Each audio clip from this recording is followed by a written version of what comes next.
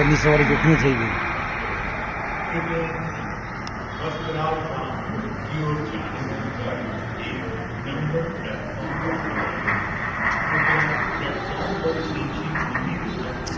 મેઘાણીનગર વિસ્તારમાં એર ઇન્ડિયાનું એક plane crash થયું છે, જેની સંપૂર્ણ વિગત આપણી સમક્ષ આવી ગઈ છે.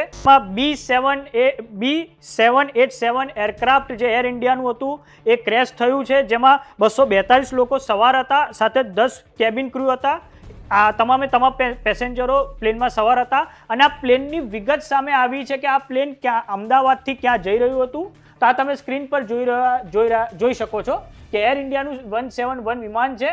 અમદાવાદથી 1:17 વાગે એટલે કે બપોરે 1:17 ઉપડ્યું છે અને તે પહોંચવાનું હતું લંડનના ગેટવિક એરપોર્ટ ખાતે સાંજે 6:11. આ તમે જોઈ શકો છો તેનો એનરૂટ ટાઈમ છે. પરંતુ તે વચ્ચે રસ્તામાં જ એને આ અકસ્માત નડ્યો છે.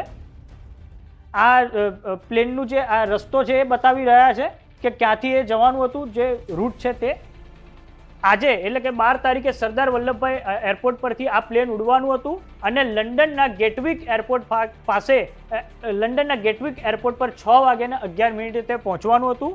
આ બીજી ડિટેલ એ પણ સામે આવી છે કે ભૂતપૂર્વ મુખ્યમંત્રી વિજય રૂપાણી તેમાં સવાર હતા. સાથે જ હોમ મિનિસ્ટર અમિત શાહે મુખ્યમંત્રી ભૂપેન્દ્ર પટેલ સાથે વાતચીત કરી છે અને કેન્દ્ર તરફથી તમામ સહાયતાની ઓફર કરવામાં આવી છે.